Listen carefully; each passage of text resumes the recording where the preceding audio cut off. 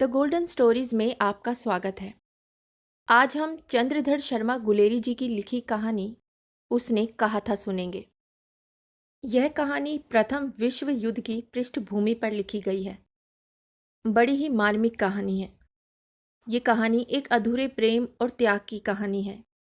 कहानी का जो मेन किरदार है वो अपने बचपन के प्यार की खातिर अपनी जान की भी परवाह नहीं करता, जबकि उसकी प्रेमिका का विवाह किसी और से हो जाता है। वह बरसों बाद उससे मिलता है। जो उसकी प्रेमिका थी अब वह किसी और की ब्याहता है।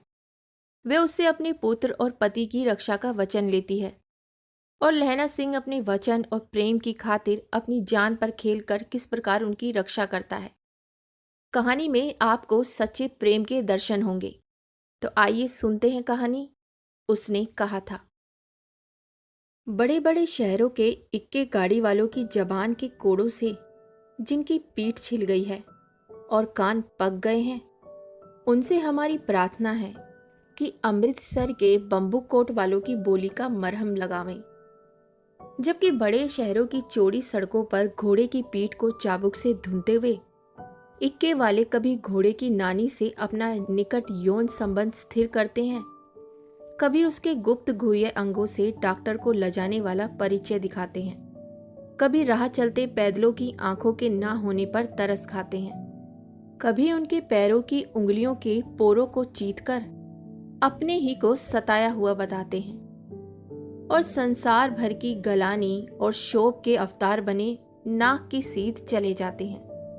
तब अमृतसर में उनकी बिरादरी वाले तंग चक्करदार गलियों में हर एक लड्डी वाले के लिए ठहर कर सब्र का समुद्र उमड़ा कर, बचो खालसा जी, हटो भाई जी, ठहरना भाई, आने दो लाला जी, हटो बाछा, कहते हुए सफेद फैटों खच्चरों और बतकों, गन्ने और खोमचे वाले भारे वालों के जंगल से राह खेते हैं। क्या मजाल है कि जी और साहब बिना सुने किसी को हटाना पड़े। यह बात नहीं कि उनकी जीप चलती ही नहीं, चलती है, पर मीठी छुरी की तरह महीन मार करती हुई। यदि कोई बुढ़िया बार बार चिटौनी देने पर भी लीक से नहीं हटती तो उनकी वचनावली के ये नमूने हैं। हट जा जीने जोगिए, हट जा कर्मा वालिए, हट जा पुत्ता प्यारिये, बच जा लंबी वालिए। समष्टि में इसका अर्थ है कि तू जीने योग्य है, तू भागो वाली है, पुत्रों की प्यारी है, लंबी उम्र तेरे सामने है, तू क्यों मेरे पहियों के नीचे आना चाहती है, बच जा। ऐसे बम्बू कोट वालों के बीच में होकर एक लड़का और एक लड़की चौक की दुकान पर आ मिले। उसके बालों और इसके ढीले सुथने से जान पड़ता था कि दोनों सिख हैं। वह अपने मामा के केश धोने के लिए दही लेने आया था और यह रसोई के लिए बड़ियां। दुकानदार एक परदेसी से गुथ रहा था जो सेर भर पीले पापड़ों की गड्डी गिने बिना हटता ना था। तेरा घर कहाँ है?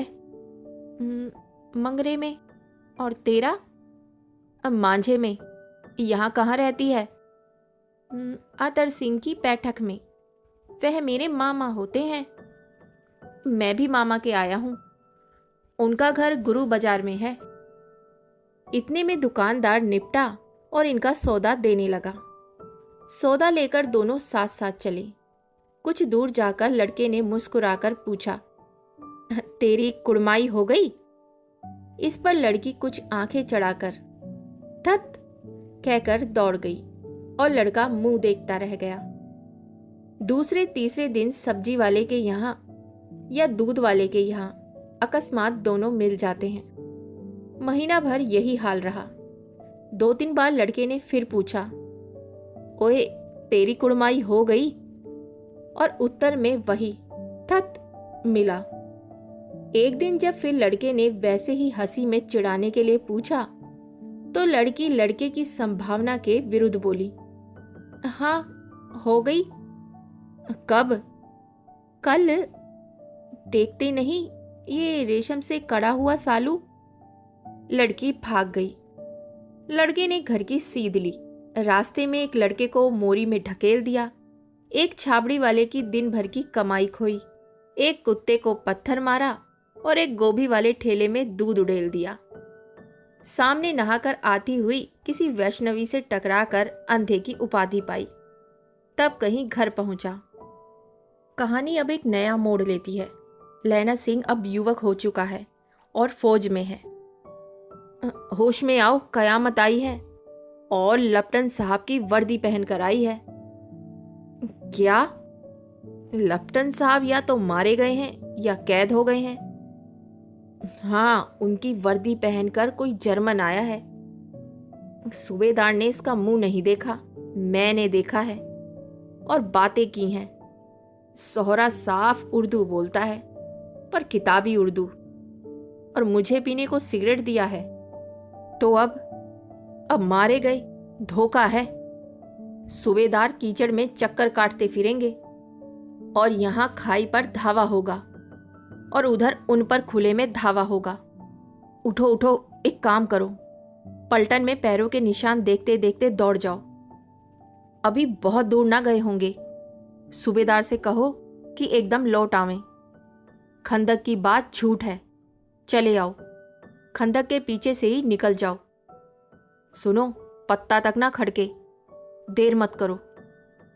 हुक्म तो यह है कि यहीं ऐसी तैसी हुक्म की, मेरा हुक्म है। जमादार लहना सिंह, जो इस वक्त यहाँ सबसे बड़ा अफसर है, उसका हुक्म है।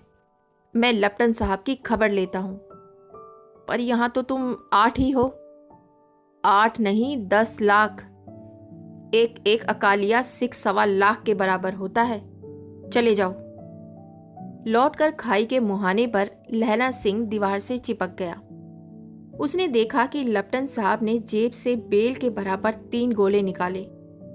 तीनों को जगह जगह खंदक की दीवारों में घुसेड़ दिया और तीनों में एक सा तार बांध दिया, ताकि आगे सूत की गुत्थी थी, जिसे सिगड़ी के पास रखा। बाहर की तरफ जाकर एक दिया सलाई जलाकर गुत्थी रखने ही वाले थे कि बिजली की तरह दोनों हाथों से उल्टी बंदूक को उठाकर लहना सिंह ने साहब की कोहनी पर दे मारा। धमाके के साथ साहब के हाथ से दिया सलाई गिर पड़ी। लहना सिंह ने एक कुंदा साहब की गर्दन पर मारा और साहब बोले, आह, मीन गॉड, कहते हुए चित हो गई। लहना सिंह ने तीनों गोले बीन कर खंदक के बाहर फेंके और साहब को घसीट कर सिगड़ी के पास लिटाया। जेबों की तलाशी ली। 3-4 लिफाफे और एक डायरी निकालकर उन्हें अपनी जेब के हवाले किया। कुछ देर बाद साहब की मूर्छा हटी। लहना सिंह हंसकर बोला, क्यों लप्टन साहब, मिजाज कैसा है? आज मैंने बहुत बातें सीखी। यह सीखा कि सिख सिगरेट पीते हैं। यह भी सीखा कि जगाधरी के जिले में नील गाय होती है और उनके 2 फुट 4 इंच के सींग होते हैं। यह सीखा कि मुसलमान खानसामा मूर्तियों पर जल चढ़ाते हैं और लप्टन साहब खोते पर चढ़ते हैं। पर यह तो कहो, ऐसी साफ उर्दू कहाँ से सीख आए? हमारे लप्टन साहब तो बिना डैम के 5 लफ्ज भी नहीं बोला करते थे। लहना सिंह ने पतलून की जेबों की तलाशी नहीं ली थी। साहब ने मानो जाड़े से बचने के लिए दोनों हाथ जेबों में डाले। लहना सिंह कहता गया, चालाक तो बड़े हो, पर मैं इतने बरस लप्टन साहब के साथ रहा हूं। मुझे चकमा देने के लिए 4 आंखें चाहिए। 3 महीने हुए एक तुर्की मौलवी मेरे गांव में आया था। औरतों को बच्चे होने का ताबीज बांटता था और बच्चों को दवाई देता था। चौधरी के बड़ के नीचे मंजा बिछाकर हुक्का पीता रहता था और कहता था कि जर्मनी वाले बड़े पंडित हैं, वेद पढ़ पढ़कर उसमें से विमान चलाने की विद्या जान गए हैं। गौ को नहीं मारते, हिंदुस्तान में आ जाएंगे तो गौ हत्या बंद कर देंगे। मंडी के बनियों को बहकाता था कि डाक खाने से रुपए निकाल लो, सरकार का राज्य जाने वाला है। डाक बाबू पोलू राम भी डर गया था। मैंने मुल्ला की दाढ़ी मूंड दी थी और गांव से बाहर निकालकर कहा था, जो मेरे गांव में अब पैर रखा तो। अचानक साहब की जेब में से पिस्तौल चला और लहना की जांग में गोली लगी। इधर लैना की हेनरी मार्टिन के 2 फायरों ने साहब की कपाल क्रिया कर दी। धड़ाका सुनकर सब दौड़ आए। बोधा चिल्लाया, क्या है? लैना सिंह ने उसे यह कहकर सुला दिया कि एक हड़का कुत्ता आया था, मार दिया, और औरों से सब हाल कह दिया। बंदूकें लेकर सब तैयार हो गए। लैना ने साफा फाड़कर घाव के दोनों तरफ पट्टियां कसकर बांधी। घाव मांस में ही था। पट्टियों के कसने से लहू बंद हो गया। इतने में 70 जर्मन चिल्लाकर खाई में घुस पड़े। सिखों की बंदूकों की बाण ने पहले धावे को रोका, दूसरे को रोका, पर यहां 8 और वे जर्मन 70। अपने मुर्दा भाइयों के शरीर पर चढ़कर जर्मन आगे घुसते जाते थे। थोड़े मिनटों में वे अचानक आवाज आई, वाहे गुरु जी की फतेह, वाहे गुरु जी दा खालसा। और धड़ाधड़ बंदूकों के फायर जर्मनों की पीठ पर पड़ने लगे। ऐन मौके पर जर्मन 2 चक्कों के पाटों के बीच में आ गए। पीछे से सूबेदार हजारा सिंह के जवान आग बरसाते थे और सामने से लैना सिंह के साथियों के संगीन चल रहे थे। पास आने पर पीछे वालों ने भी संगीन पिरोना शुरू कर दिया। एक किलकारी और अकाल सिखा दी फौज आई। वाहे गुरु जी दी फतेह, वाहे गुरु जी दा खालसा, सत श्री अकाल पुरुष। और लड़ाई खत्म हो गई। 63 जर्मन या तो खेत रहे थे या करा रहे थे। सिखों में 15 के प्राण गए। सूबेदार के दाहिने कंधे में से गोली आर पार निकल गई। लैना सिंह की पसली में एक गोली लगी। उसने घाव को खंदक की गीली मिट्टी से पूर लिया और बाकी का साफा कसकर कमर बंद की तरह लपेट लिया। किसी को खबर नहीं हुई कि लैना का दूसरा घाव, भारी घाव, बहुत भारी घाव लगा है। लड़ाई के समय चांद निकल आया था, ऐसा चांद जिसके प्रकाश से संस्कृत कवियों का दिया हुआ शई नाम सार्थक होता है। और हवा ऐसी चल रही थी जैसे कि बाण भट्ट की भाषा में दंत वीणो पदेश आचार्य कहलाती।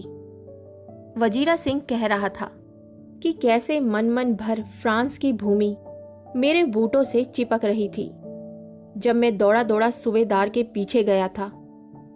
सूबेदार लैना सिंह से सारा हाल सुन और कागजात पाकर उसकी तुरंत बुद्धि को सराह रहे थे और कह रहे थे कि तू ना होता तो आज सब मारे जाते। इस लड़ाई की आवाज़ 3 मील दाहिने ओर की खाई वालों ने सुन ली थी। उन्होंने पीछे टेलीफोन कर दिया था। वहां से झटपट 2 डॉक्टर और 2 बीमार ढोने की गाड़ियां चलीं, जो कोई 1.5 घंटे के अंदर आ पहुंची। फील्ड अस्पताल नज़दीक था। सुबह होते होते वहां पहुंच जाएंगे, इसलिए मामूली पट्टी बांधकर एक गाड़ी में घायल लिटाए गए और दूसरी में लाशें रखी गईं। सूबेदार ने लैना सिंह की जांग में पट्टी बंधवानी चाहिए। बोध सिंह ज्वर से बर्रा रहा था, पर उसने यह कहकर टाल दिया कि थोड़ा घाव है, सवेरे देखा जाएगा। वह गाड़ी में लिटाया गया। लहना को छोड़कर सूबेदार जाते नहीं थे। यह देख लहना ने कहा, तुम्हें बोधा की कसम है और सूबेदारनी जी की सौगंध है तो इस गाड़ी में ना चले जाओ। और तुम मेरे लिए वहां पहुंचकर गाड़ी भेज देना, और जर्मन मुर्दों के लिए भी तो गाड़ियां आती होंगी। मेरा हाल बुरा नहीं है, देखते नहीं मैं खड़ा हूं। वजीरा सिंह मेरे पास है ही। अच्छा पर बोधा गाड़ी पर लेट गया। भला आप भी चढ़ाओ। सुनिए तो, सूबेदारनी होरा को चिट्ठी लिखो तो मेरा मत्था टेकना लिख देना, और जब घर जाओ तो कह देना कि मुझसे जो उन्होंने कहा था मैंने कर दिया। गाड़ियां चल पड़ी थी। सूबेदार ने चढ़ते चढ़ते लहना का हाथ पकड़कर कहा, तूने मेरे और बोधा के प्राण बचाए हैं। लिखना कैसा, साथ ही घर चलेंगे। अपनी सूबेदारनी से तू ही कह देना, उसने क्या कहा था। अच्छा, अब आप गाड़ी पर चढ़ जाओ। मैंने जो कहा वह लिख देना और कह भी देना। गाड़ी के जाते ही लहना लेट गया। वजीरा, पानी पिला दे यार, और मेरा कमरबंद खोल दे, तर हो रहा है। मृत्यु के कुछ समय पहले स्मृति बहुत साफ हो जाती है। जन्म भर की घटनाएं एक एक करके सामने आती हैं। सारे दृश्यों के रंग साफ होते हैं। समय की धुंध बिल्कुल उन पर से हट जाती है। लैना सिंह 12 वर्ष का है। अमृतसर में मामा के यहाँ आया हुआ है। दही वाले के यहाँ, सब्जी वाले के यहाँ, हर कहीं उसे 8 साल की लड़की मिल जाती है। जब वे पूछता है कि तेरी कुड़माई हो गई, तब वे धत कहकर भाग जाती है। एक दिन उसने वैसे ही पूछा तो उसने कहा, हाँ, कल हो गई। देखते नहीं, ये रेशम के फूलों वाला सालू। ये सुनते ही लैना सिंह को दुख हुआ, क्रोध हुआ। क्यों हुआ? वजीरा सिंह, पानी पिला दे। 25 वर्ष बीत गए। अब लैना सिंह नंबर 77 राइफल्स में जमादार हो गया है। उस 8 वर्ष की कन्या का ध्यान ही ना रहा। ना मालूम वे कभी मिली थी या नहीं। 7 दिन की छुट्टी लेकर जमीन के मुकदमे की पैरवी करने वे घर गया। वहां रेजिमेंट के अफसर की चिट्ठी मिली, फौरन चले आओ। साथ ही सूबेदार हजारा सिंह की चिट्ठी मिली कि मैं और बोधा सिंह भी लाम पर जाते हैं। लौटते हुए हमारे घर होना, साथ चलेंगे। सूबेदार का घर रास्ते में पड़ता था और सूबेदार उसे बहुत चाहता था। लैना सिंह सूबेदार के यहाँ पहुंचा। जब चलने लगे तब सूबेदार बेड़े में निकल कर आया। बोला, लैना सिंह, सूबेदारनी तुमको जानती है, बुलाती है, जा मिला। लैना सिंह भीतर पहुंचा। सूबेदारनी मुझे जानती है? कब से? पर रेजिमेंट के क्वार्टरों में तो कभी सूबेदार के घर के लोग रहे नहीं। दरवाजे पे जाकर मत्था टेकना, कहा। असीस सुनी? लैना सिंह चुप। मुझे पहचाना? नहीं। तेरी कुड़माई हो गई? धत, कल हो गई। देखते नहीं, रेशमी बूटों वाला सालू अमृतसर में। भावों की टकराहट से मूर्छा खुली, करवट बदली, पसली का घाव भय निकला। होश में आते ही लैला सिंह ने कहा, वजीरा सिंह, पानी पिला यार। उसने कहा था। लैला सिंह फिर मूर्छित हो जाता है।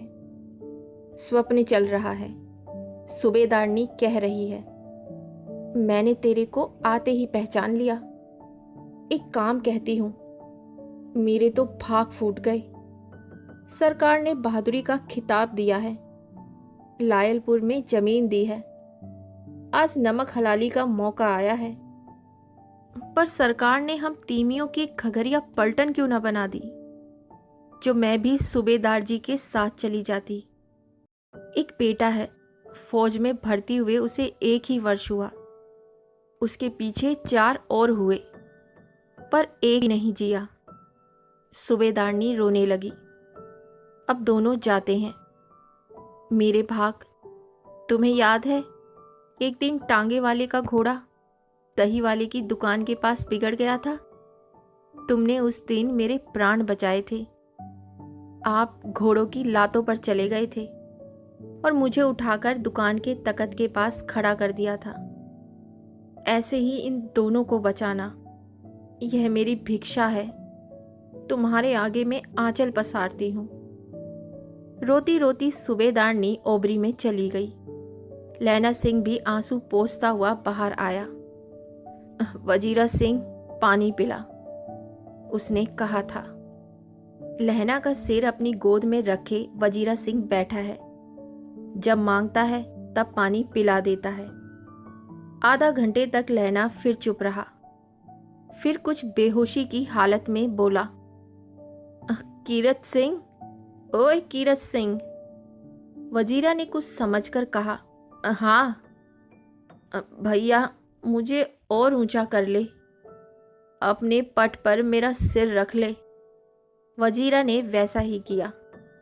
हाँ, अब ठीक है, बस पानी पिला दे। अब के हाड़ में यह आम खूब फलेगा। चाचा भतीजा दोनों यहीं बैठकर आम खाना। जितना बड़ा तेरा भतीजा है उतना ही बड़ा यह आम। जिस महीने उसका जन्म हुआ था उसी महीने मैंने इसे लगाया था। वजीरा सिंह के आंसू टप टप टपक रहे थे।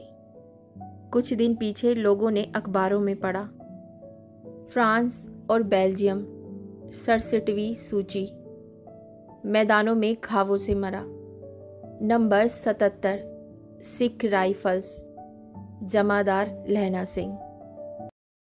तो बहुत ही मार्मिक कहानी थी। तो इसे कहते हैं सच्चा प्रेम। आजकल के प्रेम की तरह नहीं कि तू मेरी नहीं तो किसी की नहीं। लड़कियों के चेहरे पर एसिड फेंक देते हैं, उनकी पूरी जिंदगी खराब कर देते हैं। आजकल के युवकों का प्रेम नहीं, मात्र दिखावा है और छिछलापन है। अगर आप किसी से प्रेम करते हैं तो कैसे आप उसको तकलीफ दे सकते हैं, उसका बुरा कर सकते हैं। प्रेम तो त्याग और भरोसे का नाम है, ना कि स्वार्थ का। तो आपको कहानी कैसी लगी कमेंट कर ज़रूर बताइएगा। और इसी के साथ मैं आपसे विदा लेती हूँ और बहुत जल्द मिलती हूँ एक नई कहानी के साथ। तब तक के लिए अलविदा।